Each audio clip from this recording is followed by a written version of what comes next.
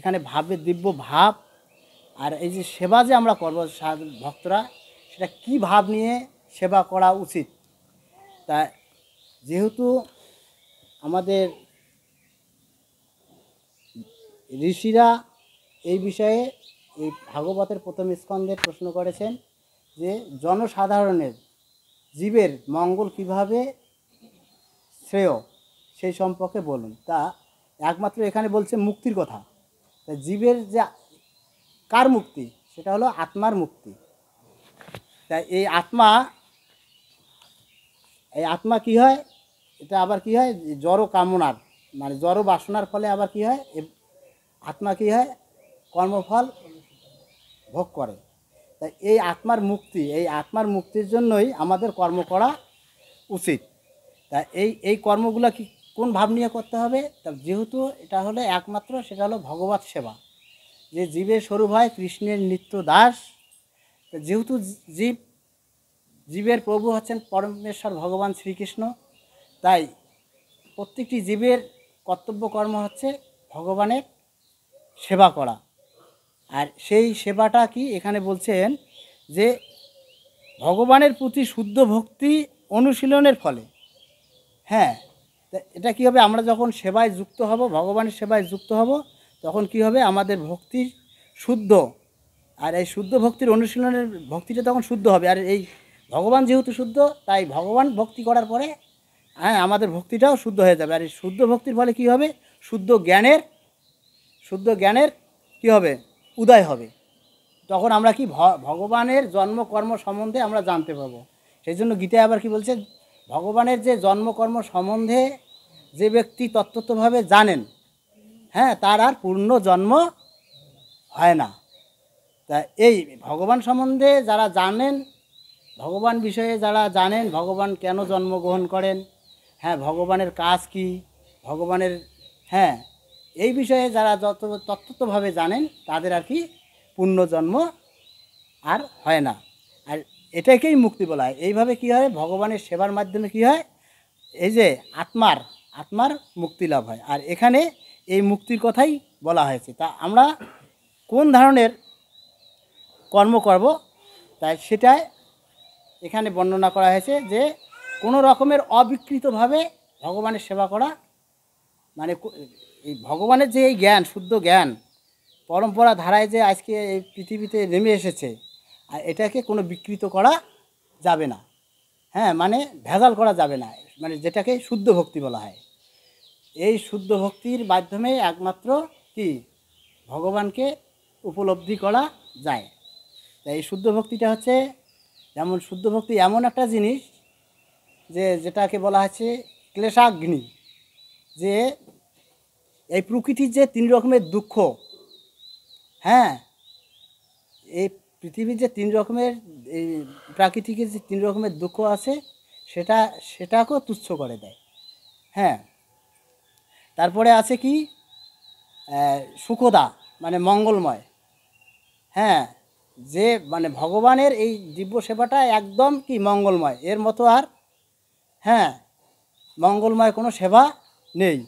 তারপরে বলছে সন্দানন্দা বিশেষ আত্মা, মানে এই যে ভগবানের যে দিব্য ভাব, দিব্য তোমার কি কয় সেবা মধ্যে যে আনন্দ প্রদান করে, হ্যাঁ, এটা এই শুদ্ধ ভক্তির মধ্যে অবস্থান করে। তারপরে বলা আছে যে মোক্ষদা লঘুকৃত, মানে যিনি মুক্তিকেও এই মুক্তি, এই যে এখানে মুক্তির কথা বলেছে, এই মুক্তিটাকেও তুচ্ছ করে দেয় ভক্তি। তারপরে আবার বলা আছে কি কৃষ্ণ আকর্ষণী, মানে যিনি ভগবান শ্রীকৃষ্ণের যে এই যে ভক্তি, সেটাকেও আকর্ষণ করেন, এই যে ভাবটা, হ্যাঁ। তাই এই রকম মনোভাব, সেটা হলো কি আমাদের সবসময় সেই দাসত্ব মনোভাব, যে ভগবান শ্রীকৃষ্ণ হচ্ছেন আমাদের প্রভু, আর আমরা হচ্ছি তার দাস।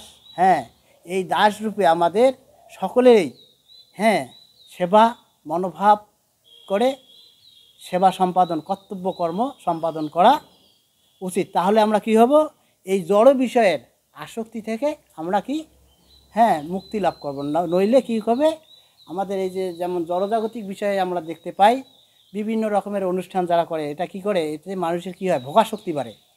যে আজ আমরা এটা করলাম, মানে কি আমিত্ব ভাব যেটাকে বলা হয়, এই আমিত্ব ভাবের মধ্যে মানুষ কী হয়, আবার জড়কর্ম বন্ধনে আবদ্ধ হয়। মানে আমাদের এই সেবাগুলো করা উচিত অহেতুকভাবে, মানে এটা প্রভুর সেবা। হ্যাঁ, এটা একমাত্র প্রভুর সেবা, আমি শুধু তার দাস। হ্যাঁ, এতটুকু। যেমন আমাকে কালকে প্রশ্ন করছিলেন যে আপনি যে সেবার দায়িত্বে থাকেন, আপনি কোন ভাব নিয়ে সেবা করেন। তা আমি তো এই ভাব সম্বন্ধে আমার কালকে অতটা জানাও ছিল না। তারপরে আমি হুট করে আমার মনে পড়লো যে প্রভু, আসলে এই সেবাটা তো হচ্ছে রাধারানীর কৃপা। তা আমি কিন্তু ওইভাবে সেবা করার আমার যোগ্যতা নেই। তা আমি গুরু গৌরাঙ্গের পথকে স্মরণ করে, গুরু গৌরাঙ্গের কৃপা আশীর্বাদ প্রার্থনা করে আমরা সেবা করি। এখন ভালো মন্দ যেহেতু ভগবান সব কিছু, সব সেবার উৎস, তিনি এইভাবেই তাকে অর্পণ করা হয়।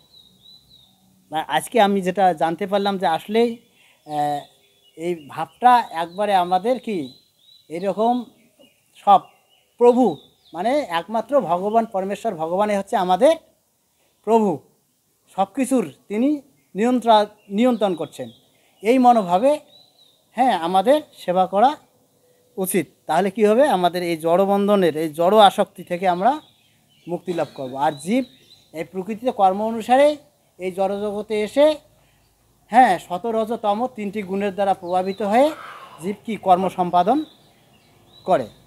আর কোনো কর্ম আছে কর্মবন্ধনে তাকে আবদ্ধ করে, আর এই ভাগবত কর্মটা হচ্ছে হ্যাঁ এটা কি, এটা জীবকে মুক্ত করে। এই তাহলে আমরা আজকে যারা আছি, মানে এই যে ইস্কনের প্রভুপাদের আশ্রয়ে, হ্যাঁ এটা এমন একটা ধারা যে এই ভগবানের যে দিব্য ভাব, দিব্য গুণ, দিব্য সেবা, এই প্রচারটা অবিকৃত না করে প্রভুপাদ কী করছেন, এই জগতে প্রচার করছেন। আর আমাদেরও ওই রূপ প্রভুপাদের যে কথা, হ্যাঁ এই ভগবানের যে তার এই কথাগুলো তিনি আমাদের মধ্যে মনে করেন, যেমন প্রভুপাদ আমাদেরকে কি 4টি বিধিনিষেধ দিয়েছেন, 16 মালা জপ, হ্যাঁ তারপরে মনে করেন হ্যাঁ সবসময় প্রসাদ খেতে হবে, তারপরে অবৈধ সঙ্গে যুক্ত না হওয়া, হ্যাঁ তাসপাশা জুয়া না খেলা, এই যে অসৎ কর্মগুলো যেগুলো কলির আশ্রয়, সেখান থেকে প্রভুপাদ আমাদেরকে কী করেছেন, এই ভগবানের কথাগুলোর মাধ্যমে আমাদেরকে কী করছেন, সুরক্ষা দান করছেন। তা ভক্তরা যদি এরকম মানে আমাদের এই প্রভুপাদের প্রচারের ক্ষেত্রে দেখা যাচ্ছে যে প্রভুপাদের যে নির্দেশনা, হ্যাঁ এতে যারা প্রচারক তাদের বিশেষ করে সতর্ক থাকতে হবে। যেমন আচার যদি আমরা না করি তাহলে কি জগতে প্রচার করা সম্ভব না। হ্যাঁ খালি প্রচারটা এরকম, আচরণও করতে হবে, তার সঙ্গে জগৎজীবকে হ্যাঁ শিক্ষাও দিতে হবে। প্রভুপাদ এই যেহেতু এই আচার প্রচারের ক্ষেত্রে প্রভুপাদ বিশেষ হ্যাঁ ভক্তদেরকে নির্দেশ দিয়েছেন যে হ্যাঁ এই যেহেতু কলিহত জীব, কলিযুগের মানুষ, অল্প আয়ু, নানা রকম এরকম কি দুর্দশায় তারা থাকবে, হ্যাঁ মন্দমতি, হ্যাঁ মন্দ গতি তাদের, কি তারা সবসময় জড় কামনা বাসনায় দিকে ধাবিত হবে।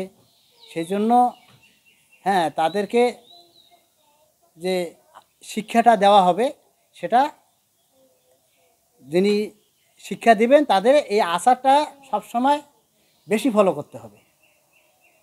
এই তার কারণ আচরণের মাধ্যমেই জগতে শিক্ষা লাভ করা একমাত্র সম্ভব, তা ব্যতি রেখে নয়। তা প্রত্যেকটি মানুষ, আমাদের ভক্তদের উচিত আমরা যেন সকলেই হ্যাঁ প্রভুপাদের এই 4টি নিয়ম মেনে চলতে পারি।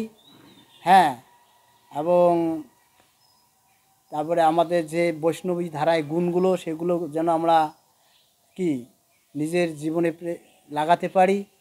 যেমন মনে করেন হ্যাঁ এই যে বৈষ্ণবের যেমন গুণ, হ্যাঁ সরলতা, তারপরে সমভাবাপন্ন, মানে বিভিন্ন যে ভালো, যেটা যেটা আর কি মঙ্গলময়, যাতে জীবের মঙ্গল হয় সেই দিকে আমাদের এই সমস্ত ব্যবহারিক গুণগুলো আমাদের মধ্যে থাকতে হবে, যাতে আমাদের ভক্তদের মধ্যে বিদ্বেষ, হ্যাঁ হিংসা, এই ধরনের মনোভাবগুলো যেন না আসে। হ্যাঁ এইভাবে আমাদের এই প্রচার কার্য চালিয়ে যেতে হবে, যাতে আমরা হ্যাঁ প্রভুপাদের এই কথা হ্যাঁ, গুরু মহারাজের নির্দেশ, মানে আমরা যেন তাদের এই নির্দেশগুলো মেনে প্রচার কার্যে সহযোগিতা করতে পারি, এতটুকু গুরুদেব এবং প্রভুপাদের কাছে প্রার্থনা করি। হ্যাঁ, মানে আমার তো বিশেষ জ্ঞান নেই, তাই এখানে হ্যাঁ এই যে দিব্য ভাব, ভগবান যেহেতু দিব্য, ভগবানের এই সমস্ত মনোভাবে যেন আমরা প্রভু, তিনি আমাদের একমাত্র প্রভু, আমরা তার দাস, হ্যাঁ এই রূপে যেন আমরা তার সেবা করতে পারি, এতটুকু প্রত্যাশা করে ভাগবত